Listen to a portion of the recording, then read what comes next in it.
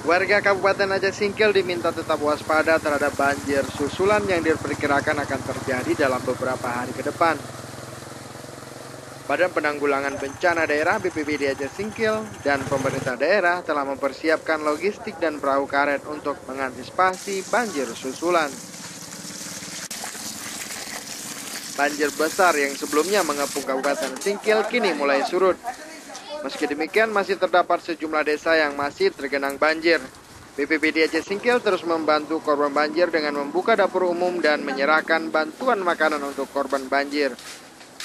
Kepala BPBD Aceh Singkil, Sulaiman, menyebutkan pihaknya telah menyiapkan sejumlah kebutuhan seperti penambahan logistik, peralatan evakuasi, dan dapur lapangan.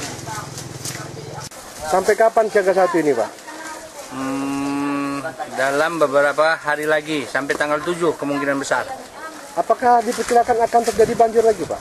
Kalau kita melihat dari keadaan cuaca dan data dari BMKG, kemungkinan besar akan turun curah hujan yang lebih tinggi. Banjir yang sebelumnya merendam sejumlah desa di Kecamatan Singkil kini mulai surut. Meski demikian, genangan air masih merendam pemukiman warga dan sekolah. Dari Kabupaten Singkil, Muhammad Studi melaporkan untuk Aceh Video.